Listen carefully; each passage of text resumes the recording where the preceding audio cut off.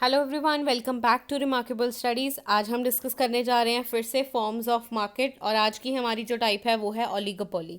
इससे पहले मैं तीन जो है मार्केट्स डिस्कस कर चुकी हूँ, उनका लिंक आपको डिस्क्रिप्शन में मिल जाएगा, आई बटन में भी मैं प्रोवाइड कर दूँगी।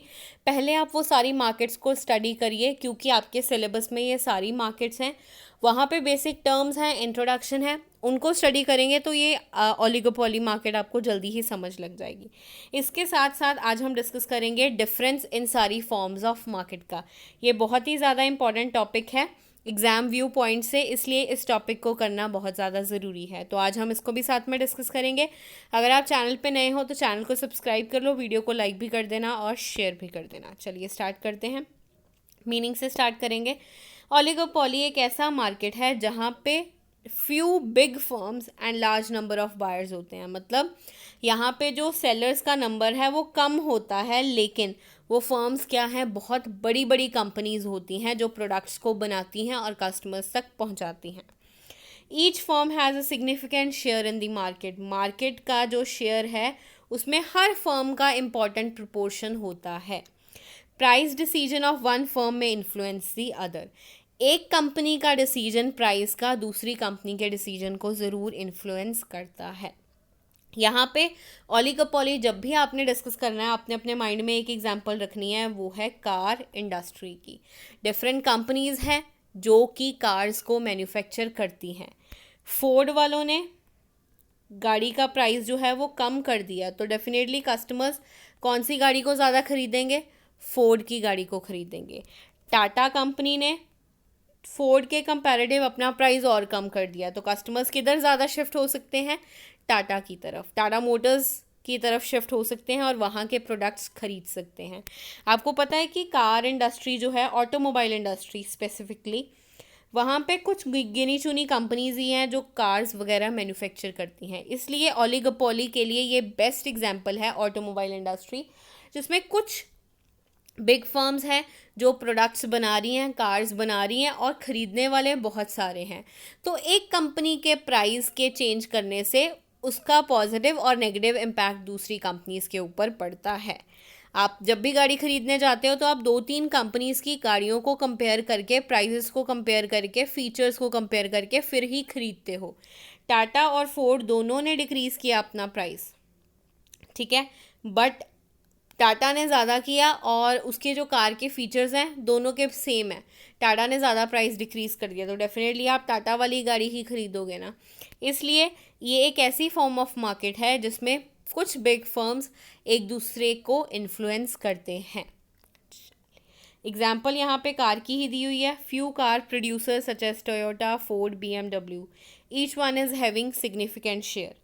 Price output decision of one will affect the other. जो मैंने आपको पीछे समझाया है वही चीज़ यहाँ पे फिर से लिखी हुई है कि एक कंपनी कितने प्राइस पे बेचेगी और कितनी गाड़ियाँ बनाएगी उस मॉडल की। आपको पता है आज मॉडल आया है, एक कंपनी का टोयोटा ने निकाला है आज एक मॉडल, तो कल सुबह फोर्ड वालों ने उससे अच्छा मॉडल जो है वो निकाल देना है। कंपनीज़ के बीच में ऐसे कॉम्पिटिशन्स चलते रहते हैं आउटपुट को लेके, कि कौन सी गाड़ी, कौन सा मॉडल, कौन से फीचर्स, कितनी माइलेज, ये वो क्या होना चाहिए। उसी के साथ साथ कितना प्राइस पे हमने अपनी गाड़ी को बेचना है, वो भी इन्फ्लुएंस करती है एक दूसरे के डिसीजन के बेसिस पे। ठीक है, आई होप मीनिंग आपको क्लियर हो गया है। अब हम फिर से फीचर्स डिस्कस करेंगे जैसे हमने पिछली मार्केट्स के डिस्कस किए हैं। Small number of big firms, number कम है, कंपनियां 10 ही होंगी मार्केट में, लेकिन वो बहुत बड़ी बड़ी कंपनीज जो हैं वो होंगी। Here earning of companies depend on brand loyalty. Yes, एक ब्रांड नेम क्रिएट हो जाता है कंपनी की तरफ से, तो जिस कंपनी के लिए ब्रांड लॉयलिटी ज़्यादा है, कस्टमर ज़्यादा अट्रैक्टिव हैं, तो वो कंपनी के जो कार्ड्स हैं वो ज़्यादा सेल आउट होंगी। इसलिए स्ट्रॉन्ग कस्टमर बेस क्रिएट करने के लिए सेलिब्रिटीज़ को ऐड में लिया जाता है। अलग अलग, किसी की ऐड में सलमान खान होगा, किसी की ऐड में ऋतिक रोशन होगा, किसी की ऐड में वरुण धवन होगा। क्यों डिफरेंट डिफरेंट सेलिब्रिटीज़ को लाया जाता है? ताकि जो कस्टमर्स हैं वो हमारा प्रोडक्ट ज़्यादा खरीदें, उनको लगे कि हाँ जी सलमान ने ये गाड़ी चलाई है तो अच्छी गाड़ी होगी, तो हम इसको ख़रीद लेते हैं। तो ये काफ़ी सारी चीज़ें हैं जो अचीव की जाती हैं with the help of high rate of advertisement. Next है इंटरडिपेंडेंस। इंटरडिपेंडेंस का मतलब है एक दूसरे के ऊपर डिपेंड होना। यहाँ पे कंपीटिंग कंपनीज एक दूसरे के ऊपर डिपेंडेंट होती हैं। कैसे? A firm is not willing to raise the price of product fearing that rivals will not increase it and buyers would shift to rival. अब यहाँ पे एक गाड़ी है टोयोटा वालों की, वो भी आपको 10 लाख में मिल रही है, और फोर्ड वालों की भी गाड़ी आपको 10 लाख में ही मिल रही है। अब टोयोटा वालों ने प्राइस 10 लाख से 11 लाख कर दिया, फिर से वही बात आ गई, तो आप किधर शिफ्ट कर जाओगे?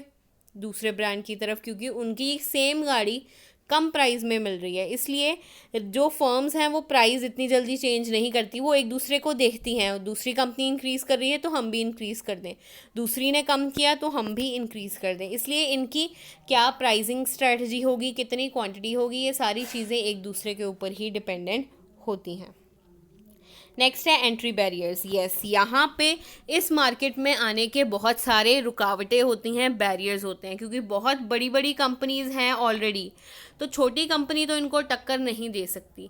इनको टक्कर देने के लिए एक बहुत बड़ी कंपनी चाहिए जो कि इस बिज़नेस में आए और कस्टमर्स के लिए उनके जैसी ही गाड़ियाँ जो हैं वो बनाए। इसलिए डिफ़िकल्टी होती है इसमें एंटर करने की मार्केट में, लेकिन इतनी भी ज़्यादा नहीं होती। अगर कोई बिग कंपनी आए, जैसे रिलायंस है, रिलायंस इंडस्ट्रीज़ कार मैन्युफैक्चरिंग करनी स्टार्ट कर दें, तो वो आके मार्केट में ईजिली सर्वाइव कर सकते हैं, क्योंकि उनका जो है वो मार्केट शेयर ज़्यादा है, लोगों को पता है, डिफरेंट उनके एवेन्यूज़ हैं, डिफरेंट बिजनेस में उन्होंने इन्वेस्ट किया हुआ है, तो उनकी गुडविल के बेसिस पे यहाँ पे उनको कोई भी प्रॉब्लम नहीं होगी। लेकिन अगर आप खुद को इज्यूम करो, अगर आप खुद इस बिज़नेस में एंटर करना चाहते हो, तो हम नहीं कर सकते। हमें पहले बहुत बड़ा goodwill level customer base create करना होगा, उसके बाद ही हम इन्वेस्टमेंट कर सकते हैं। नेक्स्ट है नॉन प्राइस कंपटीशन। ये बहुत इंपॉर्टेंट फीचर है इस पर्टिकुलर स्ट्रैटेजी का। It means increase the market share by promoting the product through advertisement and publicity. यहाँ पे प्राइस के बेसिस पे कंपटीशन नहीं किया जाता। प्राइस फोर्ड वालों का भी 10 लाख है, BMW का भी 10 लाख ही होगा। कंपटीशन क्रिएट किया जाता है on the basis of publicity, कि कितना आप प्रोडक्ट को एडवर्टाइज कर रहे हो। टीवी में कितनी बारी आपकी ऐड आ रही है, कौन सा सेलिब्रिटी आपकी जो है ऐड दे रहा है, कितने होर्डिंग्स लगे हुए हैं आपके कंपनी के कार के। क्योंकि आपको पता है कि कस्टमर कई बार होर्डिंग देख के भी ये डिसाइड कर लेता है कि मैंने ये चीज़ देखी थी, विराट कोहली ने इसकी ऐड दी है, तो मैं यही गाड़ी खरीदूंगा। तो इस तरह आप जो है वो कस्टमर बेस जो है वो क्रिएट करते हो। कंपनी के द्वारा एग्रेसिव प्रमोशन स्ट्रैटेजीज फॉलो की जाती हैं, ऐसी स्ट्रैटेजीज जिसमें हाई लेवल ऑफ एडवर्टाइजमेंट की जाती है। टीवी पे ऐड आ रही है, ब्रेक में ये पर्टिकुलर कार की ऐड 10 बार ही आ जाती है, तो आपके माइंड में वो चीज़ आ ही जाती है कि ये कार की ऐड ये वाला एक्टर दे रहा है। इस तरह नॉन प्राइस कंपटीशन स्ट्रैटेजी जो है वो फॉलो की जाती है। नेक्स्ट है फॉर्मेशन ऑफ कार्टल्स। कार्टल का मीनिंग देखिए क्या है। Cartel is defined as a group of firms that get together to make output and price decisions. बड़ी बड़ी कंपनीज क्या करती हैं, ग्रुप बना लेती हैं, जहाँ पे वो डिसाइड करती हैं इकट्ठी मिलके कि हाँ जी इतना प्राइस हमने रखना है, इससे ज़्यादा प्राइस पे हमने गाड़ियाँ नहीं बेचनी। स्ट्रैटेजीज एडवर्टाइजमेंट हम अपने लेवल पे जितनी मर्जी कर सकते हैं, लेकिन गाड़ी का प्राइस जो है वो इससे ज़्यादा नहीं हो सकता। इसलिए वो कंपनी जिसने अच्छा सेलिब्रिटी हायर किया होगा, काफ़ी ज़्यादा एडवर्टाइजमेंट की है, तो उसकी गाड़ियाँ जो हैं वो ज़्यादा बिकेंगी। ओलिगोपोली में कंपटीशन को अवॉइड करने के लिए कार्टल्स बनाए जाते हैं, डिफरेंट जो है ग्रुप्स बना लिए जाते हैं। कई बार क्या होता है, इनमें से एक जो सबसे स्ट्रॉन्गेस्ट टीम होती है उसको प्राइस लीडर बना दिया जाता है। उस प्राइस लीडर ने जो प्राइस फिक्स कर दिया ना, बाकी सारी कंपनीज भी उसी को फॉलो करती हैं। ठीक है, आई होप आपको सारे पॉइंट्स क्लियर हो गए होंगे। बहुत ही इजी पॉइंट्स हैं, फीचर्स ही करने हैं हमने। पहले मीनिंग करो हर एक मार्केट का, और उसके बाद उनके फीचर्स करो। ठीक है, अब डिफरेंस है हमारे पास इन चारों मार्केट्स का। डिफरेंस करने से पहले मैं आपको फिर से ये रिकमेंड करूँगी, पहले वाली वीडियोस देख लीजिए, फिर इस डिफरेंस को हम कर पाएंगे, क्योंकि इसमें पॉइंट्स तो नो डाउट वो ही हैं, लेकिन वहाँ पे बेसिक समझाया हुआ है, डिटेल में सब कुछ बताया हुआ है, तो पहले उसको एक बार ज़रूर पढ़ लीजिए। चलिए, डिफरेंस है सबसे पहला number of buyers and sellers.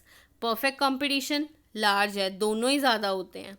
Monopoly में एक ही सेलर होता है, हमने मीनिंग में डिस्कस किया था कि एक ही पर्सन जो है प्रोडक्ट बनाता है, कंपनी बनाती है और सभी को वही चीज़ें खरीदनी पड़ती हैं। मोनोपोलिस्टिक में दोनों ही ज़्यादा होते हैं। ओलिगोपोली में क्या होता है कि बिग फर्म्स होती हैं लेकिन उनका नंबर कम है, लेकिन उनके अलावा बायर्स जो हैं वो बहुत ज़्यादा होते हैं। प्रोडक्ट परफेक्ट कंपटीशन में सेम प्रोडक्ट है, मोनोपोली में सेम भी हो सकता है, चेंजेस भी हो सकते हैं। मोनोपोलिस्टिक में प्रोडक्ट डिफ्रेंसिएशन होती है, अलग अलग प्रोडक्ट्स बेचे जाते हैं। ओलिगोपोली में फिर से वही सेम भी हो सकते हैं, अलग भी हो सकते हैं। ये सारे पॉइंट्स की डिटेल मैंने ऑलरेडी वीडियोस में कराई हुई है, मैं फिर से ये चीज़ रिपीट कर रही हूँ, पहले आप वो वीडियोस देखिए फिर डिफरेंस करना, ठीक है।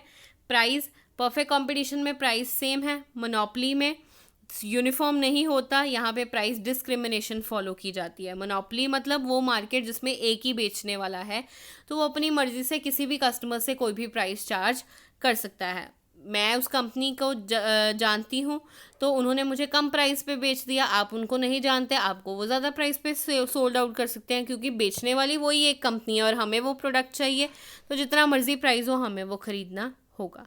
नेक्स्ट है monopolistic competition, not uniform because of price differentiation. Her company अलग प्रोडक्ट सेम है लेकिन डिज़ाइन, शेप, साइज़ अलग है, तो हर कंपनी जितनी उसकी कॉस्ट हो रही है उसके अकॉर्डिंग प्राइस अलग अलग चार्ज कर सकती है। ओलिगोपोली में नहीं होता, फिर से वही बात है, हर कंपनी की कार अलग है, कलर अलग है, फीचर्स अलग हैं, तो सेम प्राइस पे नहीं हो सकता, तो वो हर कस्टमर के लिए अलग अलग प्राइस कई बार चार्ज कर सकते हैं। फिर है entry of firms, perfect competition में फ्री एंट्री है, मोनोपोली में नहीं हो सकता क्योंकि एक कंपनी पूरे मार्केट को कंट्रोल कर रही है। मोनोपोलिस्टिक में ज़्यादा फ्रीडम नहीं दी जा सकती, एंटर हो भी सकते हो, नहीं भी हो सकते हो। ओलिगोपोली में रिस्ट्रिक्ट होता है क्योंकि कुछ एक फर्म्स ने पूरे मार्केट को कंट्रोल किया होता है। Degree of price control perfect में नहीं कर सकते आप, मोनोपोली में फुल कंट्रोल होता है क्योंकि एक ही कंपनी है। मोनोपोलिस्टिक में पार्शियल कंट्रोल होता है प्राइस के ऊपर, ओलिगोपोली में भी पार्शियल कंट्रोल होता है प्राइस के ऊपर। नेक्स्ट है सेलिंग कॉस्ट, नहीं चाहिए इसमें भी नहीं चाहिए, मोनोपोलिस्टिक में चाहिए और ओलिगोपोली में भी चाहिए। सेलिंग कॉस्ट का मतलब है एडवर्टाइजमेंट वगैरह, तो ओलिगोपोली तो हमने अभी डिस्कस किया हाई लेवल पे की जाती है, मोनोपोलिस्टिक में भी एडवर्टाइजमेंट की जाती है। नॉलेज, कस्टमर्स को पूरी नॉलेज होती है परफेक्ट की, बाकी मार्केट्स में कस्टमर्स को इतनी ज़्यादा नॉलेज नहीं होती जितनी कि परफेक्ट कंपटीशन वालों को होती है। मोबिलिटी, परफेक्ट मोबिलिटी मतलब फैक्टर्स ऑफ प्रोडक्शन का प्राइस क्या होता है, एक ही प्राइस होगा, सभी को उस पर ही खरीदना होगा, लेकिन बाकी मार्केट्स में ऐसा नहीं है। बाकी मार्केट्स में क्या है, हर एक फैक्टर का अलग प्राइस होता है, कंपनी की कैपेबिलिटी है कि वो कितने प्राइस पे कौन सा फैक्टर जो है वो परचेज कर सकती है, ठीक है। चलिए, ये था हमारा topic chapter forms of market, जिसको हमने डिटेल में डिस्कस किया। आपको इसके मिलेंगे टोटल 3 पार्ट्स और ये पार्ट 3 था। आई होप आपको समझ में आ गया होगा। इसी तरह की और वीडियोस के लिए आप हमारे चैनल को सब्सक्राइब कर लीजिए और वीडियो को लाइक भी कर देना और शेयर भी कर देना।